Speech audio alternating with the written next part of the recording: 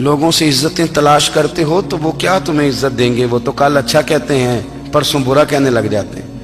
लोगों के सामने गुड बुक में आना चाहोगे तो वो तो सवेरे तुम्हारे बारे में कुछ कहेंगे, शाम कुछ और कहेंगे।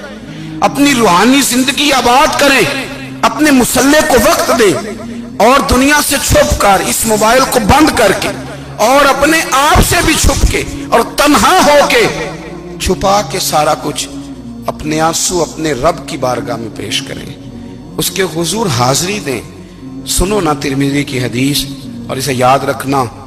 नबी पाक अलैहिस्सलाम ने फरमाया, अपने दुख लोगों के सामने ना बयान करना, सेठों नवाबों को ना बताते फिरना, दुनियादारों के सामने जाके ना रोना कि मैं तकलीफ में हूं। फरमाया अगर दुनियादारों को दुख बताओगे रब तुम्हें कभी गनी नहीं करेगा।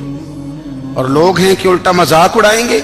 आपकी जिससे बड़ी पक्की यारी है ना, पक्की, वो तब तक पक्की है जब तक आपने 50,000 मांगा नहीं। और जिस वक्त आपने कह दिया कि मैं मजबूर हूं मेरी मदद कर, तो फिर खत्म हो गई दोस्ती।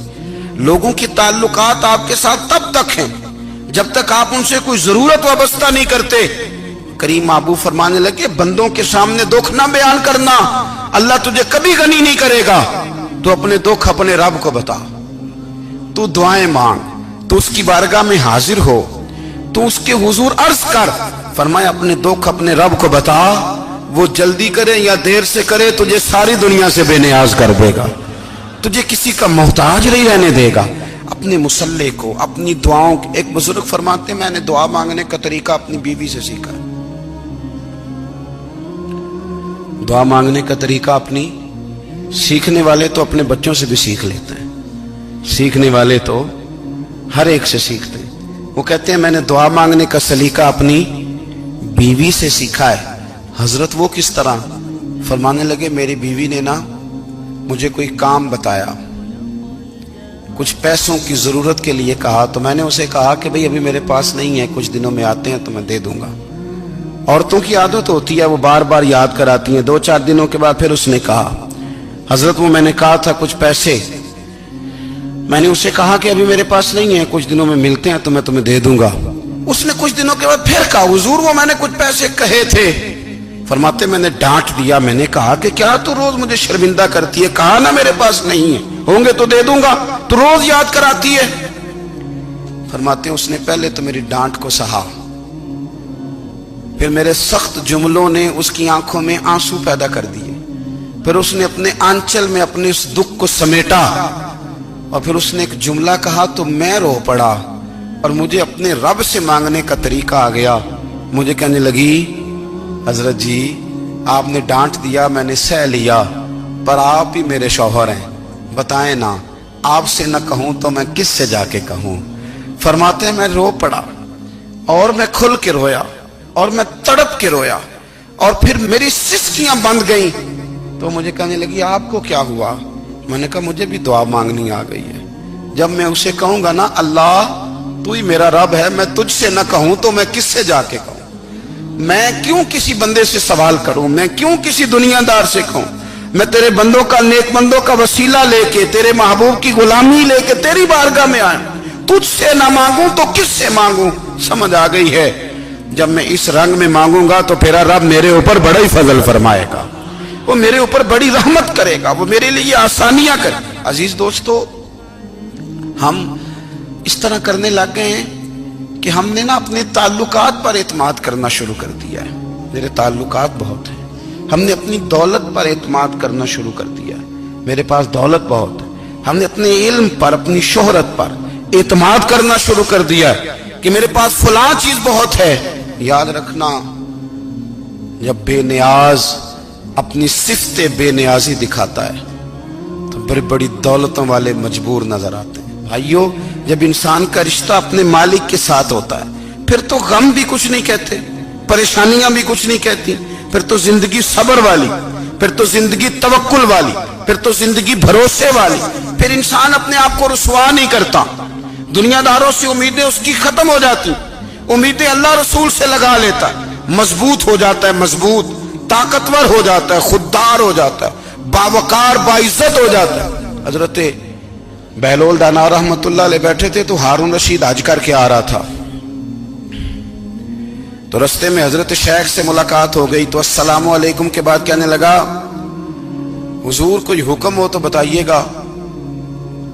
تو حضرت بہلول دانا فرمانے لگے تیرا رب کون ہے؟ اس نے کہا اللہ. تو فرمایا میرا کون ہے؟ کہا اللہ. فرمانے لگے تو بڑا ہی بیوقوف ہے، کیا تو یہ سمجھتا ہے کہ رب ہارون رشید کو تو دے گا اور بہلول دانا کو بھول جائے گا؟ تیرا بھی وہی رب ہے، میرا بھی وہی رب ہے. اس نے اگر تجھے دے کے آزمایا ہے تو ہو سکتا ہے مجھے نہ دے کے آزما رہا ہو. جب اس کی حکمت کے تقاضے ہوں گے تو عطا کرے گا اور دے گا. تو جا اپنا کام کر. بھائی اپنی روحانی زندگی، اپنی عبادات، اپنے وظائف، اپنے روزمرہ کے معاملات، اپنی دعائیں، اپنا استغفار. دیکھو کوئی مشکل کام تو نہیں 2 رکوع ہیں سورہ واقعہ کہ اگر رات کو پڑھ لی جائے تو.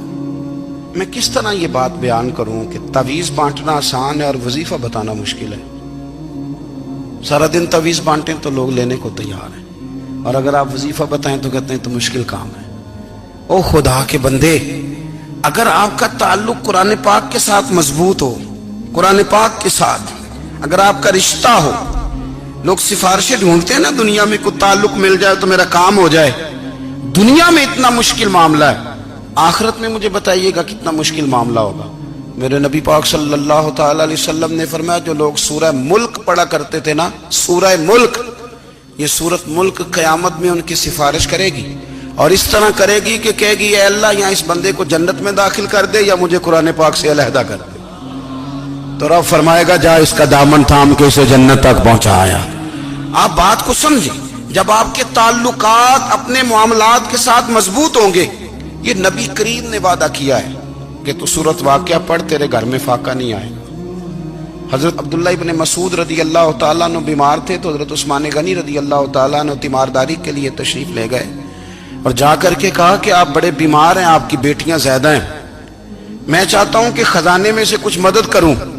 تو سیدنا عبداللہ ابن مسعود رضی اللہ تعالیٰ عنہ اٹھ کے بیٹھ گئے اور کہنے لگے امیر المومنین، اللہ آپ کو میری طرف سے، میری بیٹیوں کی طرف سے بہتر صلہ دے.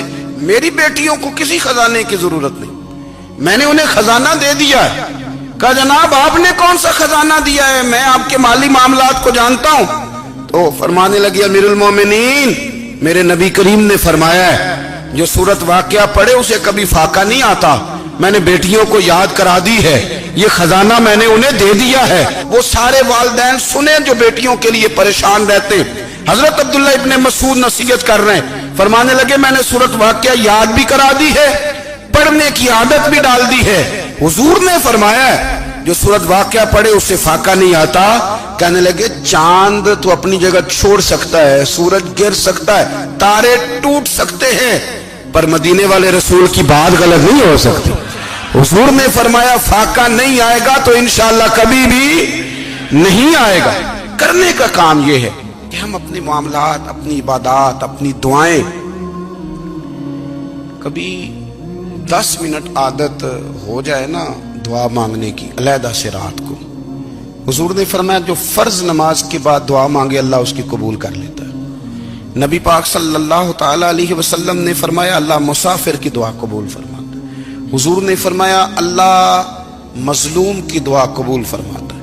حضور نے فرمایا بیمار سے دعا کراؤ اللہ اس کی دعا قبول فرماتا ہے. میرے نبی پاک نے فرمایا ماں باپ جب بھی اولاد کے لیے ہاتھ اٹھائیں، ویسے تے بلے شاہ تو آسمانی اڈ دیا ہی پھڑ دیں، جڑا گھر بیٹھا انہوں بڑھیا ہی نہیں. حضور فرمانے لگے ماں باپ جب بھی اولاد کے لیے دعا فرمائیں اللہ ان کی دعا کو قبول کرتا ہے.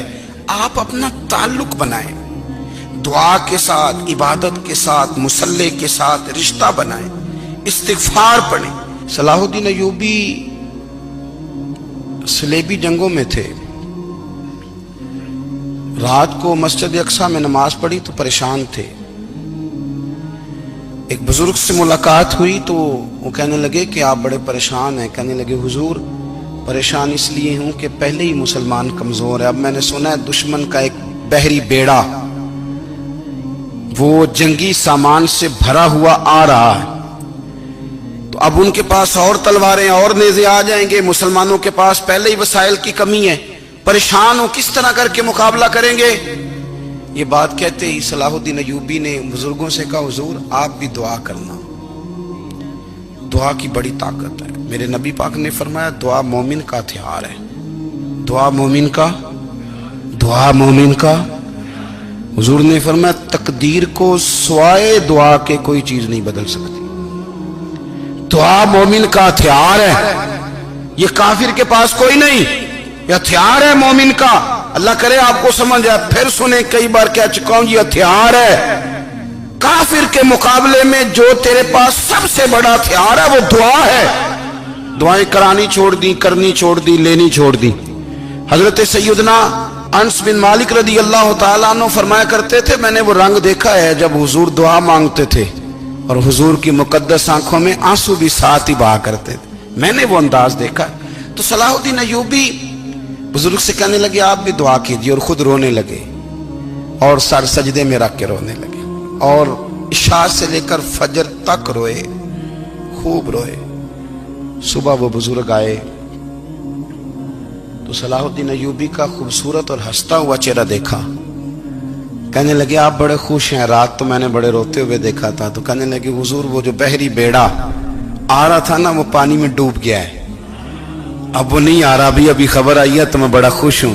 بزرگ کہنے لگے اٹھ سینے سے لگ اور سن ایک بات، وہ بحری بیڑا پانی میں نہیں ڈوبا، وہ تیرے آنسوؤں میں ڈوب گیا ہے.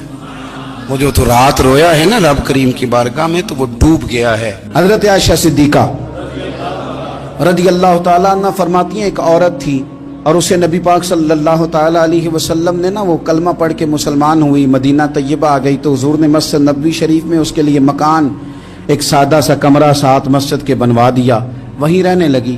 اکثر وہ سیدہ طیبہ کے پاس آتی تو حضرت عائشہ صدیقہ رضی اللہ تعالیٰ عنہ فرماتی ہیں وہ بڑی باتیں سناتی اور آخر میں کہتی وہ ہار والا دن بھی بڑا عجیب دن تھا اور میرے رب کی قدرتوں کا دن تھا، وہ بھی بڑا عجیب دن تھا. سیدہ عائشہ صدیقہ رضی اللہ تعالیٰ عنہ ایک دن فرمانے لگی کہ تو ہار والے دن کا بڑا ذکر کرتی ہے، وہ کیا دن تھا؟ تو خاتون کہنے لگی اماں جی وہ دن تھا جب میرے رب پر بھروسہ اور مضبوط ہو گیا، جس دن میرا اپنے رب پر توکل اور بڑھا، میرے ایمان میں یقین میں اور پختگی آئی. کہنے لگی میں ایک گھر کی کنیز تھی، نوکرانی تھی، اس گھر میں ایک بچی تھی جس کے پاس سونے چاندی ہیرے جواہرات کا ہار تھا. اس زمانے میں نا چمڑے کے اوپر لوگ ہیرے جواہرات لگاتے تھے، کئی دفعہ سرخ رنگ کے چمڑے پہ لگائے جاتے تھے. وہ بچی پہنتی تھی تو کہتی ہیں وہ بچی کے اس نے اتار کے رکھا یا اس سے گرا وہ ہار تو چیل اسے اٹھا کے لے گئی گوشت سمجھ کے اور میرے سامنے اٹھا کے لے گئی. گھر والوں نے مجھ سے پوچھا، یہ بخاری میں موجود ہے، گھر والوں نے پوچھا مجھ سے کہ وہ ہار کہاں ہے تو میں نے کہا چیل اٹھا کے لے گئی. گھر میں کچھ چوری ہو جائے تو سب سے پہلا الزام کس پہ لگتا ہے؟ ملازمین پہ. کہتے انہوں نے مجھے بڑا مارا، بڑی تکلیف تھی، حتیٰ کہ میری شرمگاہ تک کی تلاشی، میری عزت اتنی خراب کی میں بتا نہیں سکتی. میں نے اپنی زندگی میں ایک واقعہ دیکھا، ایک امیر گھر میں چوری ہو گئی، ملازم کو اتنا مارا کہ وہ چارپائی پہ پڑ گیا. پولیس والوں سے اتنی مار پروائی گئی کہ وہ بیچارہ چارپائی پہ پڑ گیا اور پھر وہ اتنا بیمار ہوا اور کچھ دنوں کے بعد پتہ چل گیا کہ چور تو اپنا بیٹا ہے ان کا. پھر اس کا انتقال ہو گیا. اب وہ سیٹھ صاحب اور گھر والے آ کے نا مرنے والے کے کان میں معافیاں مانگ رہے ہیں، کان میں. تو میں نے ان سے پھر کہا تھا کہ یہ تو اب چلا گیا ہے، تمہارا زور چلتا تھا نا تو تم نے قانون خریدا اور تم نے اسے جتنا ہو سکا تم نے اسے مار پڑوائی. تمہارے پاس جو عدالتیں تھیں تم نے وہاں کاروائی کی، اب ایک عدالت قیامت کے دن لگے گی. یہ کمزور تھا نا، کچھ کر نہیں سکا. میرے نبی پاک صلی اللہ علیہ وسلم نے فرمایا سن لو، اگر سینگ والی بکری نے بغیر سینگ والی بکری کو تکلیف دی ہوگی نا تو قیامت کے دن اسے بھی بدلہ دینا پڑے گا کہ تیرے پاس سینگ تھے اور تو نے اسے مارا تھا. وہ خاتون عرض کرتی ہے سیدہ عائشہ کی خدمت میں کہ مجھے بڑا مارا، مجھے تکلیف دی. میں کہہ رہی تھی کہ میرے سامنے چیل لے گئی ہے پر وہ نہیں مان رہے تھے. اماں جی انہوں نے مجھے بڑا مارا. حضرت عائشہ صدیقہ کہتی ہیں پھر کیا ہوا؟ کہنے لگی اماں جی جب کوئی میرا مددگار نہ رہا، مجھے تکلیف دے رہے تھے، رسوا کر رہے تھے، تو میں نے اپنے رب سے مدد چاہی، میرے رب کی طرف میں نے توجہ کی. میں نے کہا مالک اب تو ہی میرا مددگار ہے. कहती है वो मुझे मार रहे थे तो वो चील जो हार ले गई थी वही लेके वापस आ गई, और हमारे सरों के करीब ला के उसने जब उस हार को फेंका, वो मुझे छोड़ के साइड पे हुए, वो मेरी बेगुनाही जान गए। लेकिन आपको बताऊं, उस दिन से मेरा अपने रब पर यकीन और बढ़ गया। मुझे समझ आ गई कि जब इंसान पूरा टूट जाता है और जब कोई चारों जानिब उसका मददगार नहीं होता, तो रब तो होता है ना, अल्लाह तो उसका मददगार होता है ना, वो तो फिर अपने उस बंदे की मदद करता है ना, फिर वो तो तवानाई देता है ना, वो तन्हा नहीं छोड़ता, वो तो आंसुओं वालों के आंसुओं पे बड़ा करम फरमाता है, वो तो कसम पुरसी में आ जाता है, उसकी रहमत बढ़ के इस्तकबाल कर लेती। ओ मेरी मिल्लत के जवानों, मजा नहीं आ जाता जब सारी दुनिया सोई हो, सारी दुनिया, और बिस्तर भी गर्म हो और नींद भी पूरा गलबा कर रही हो, और अचानक घंटी बजे दिमाग में, आंख खुले, घड़ी पे नजर पड़े, 3:30-4 बजे का पैगाम घड़ी बताए, और कोई चढ़ती जवानी वाला उठ के वुजू करे, और जब वो मुसल्ला खोल के बिछाए तो मदीने वाले महबूब कहते हैं कि हर नमाज पे रब सवाब देता है, और जो उठ के तहज्जुद की नमाज पढ़े उसे देख के तो रब मुस्कुराता है, जो उसकी शान के लायक है, जो उसकी शान के लायक, वो मुस्कुराता है, खुश होता है कि मेरा बंदा तहज्जुद में उठ गया, वो मुस्कुराता है। काश हमारी सुबहें कभी अपने मालिक के नाम हो जाएं, काश के सुबह। हजरत अबुल हसन रहमतुल्लाह ताला अलैह हजरत माज इब्न जबल रदी अल्लाह ताला अन्हु के पास बैठा करते थे। फरमाते हैं उनसे जो प्यार बढ़ा तो फिर मेरा मुसल्ले से भी बढ़ गया। ताबी हैं, फरमाते हैं सहाबी रसूल से मोहब्बत हुई तो जिक्र से भी हो गई, फिर दुरूद शरीफ से भी हो गई। मोहब्बत उनसे बढ़ी तो फिर अल्लाह ने मस्जिद का प्यार भी बढ़ा दिया। आप फरमाते हैं कि मेरी हर वक्त तबीयत चाहती थी कि बस अल्लाह अल्लाह करूं, बस अल्लाह अल्लाह करूं, बस ना मैं जरा थोड़ी जान छुड़ाऊं लोगों से, को 10 मिनट मिले तो मैं कुछ 4 नफल पढ़ लूं, मैं थोड़ा सा ना बचूं लोगों से, और मुझे तस्बीह मिले तो मैं ना कुछ 400-500 दफा इस्तिगफार पढ़ूं, सुभान अल्लाह, अल्हम्दुलिल्लाह, अल्लाहु अकबर, ला हौला वला कुव्वता इल्ला बिल्लाह, मैं ना तस्बीहात पढ़ूं। फरमाते हैं कि बच्चे थे घर में 6-7, गुर्बत थी, काम मिलता कोई नहीं था, और मैं काम चोर नहीं था, काम ढूंढता था, पर अल्लाह की कुदरत के काम नहीं मिलता था। फरमाते हैं कि मैंने एक दिन अपनी अहलिया से कहा कि आज मैं फिर जाता हूँ काम ढूंढने, तो मेरी बीवी बड़ी फर्मा बरदार थी, पर उस दिन ना गुर्बत के हाथों तंग आके कहने लगी, आज नाना कोई तो चीज लेके आया, तो मुझसे बच्चों की भूख नहीं देखी जाती है, सब रोगां दा रोग मुहम्मद जिसदा नाम गरीबी, कंड बुला के लंघ जाते नहीं दोस्त यार करीबी, आज ना कुछ लेके आया तो मैं बच्चे लेके मेके चली जाऊंगी। शेख फरमाते हैं कि मैं बड़ा परेशान घर से निकला, पर मैंने सुबह से लेके जोर तक काम ढूंढा, काम मिला कोई नहीं, तो मेरे दिल में ख्याल आया चलो काम नहीं मिलता तो अल्लाह अल्लाह तो करे ना, चलो बंदों की मजदूरी नहीं मिलती तो रब करीम की इबादत ही करते हैं। फरमाते हैं कि मैंने ना फुरात के पानी से वुजू किया, नहर के, शदीद धूप थी, साथ रेत थी और रेत तप रही थी, मैंने अपना रुमाल वहीं मुसल्ला के तौर पर बिछा लिया, और फरमाते हैं कि जोर से लेकर असर तक नमाज पढ़ी, धूप भी पूरे जोर पे, पर मेरे सजदे का ज़ौक़ भी पूरे जोर पे। फरमाते हैं सूरज भी चमक रहा है और रब की इबादत का ज़ौक़ भी पूरे जोर पे, मैं सजदा करूं तो फिर मेरा उठाने को जी ना चाहे। मेरे उस्ताद लिखा कर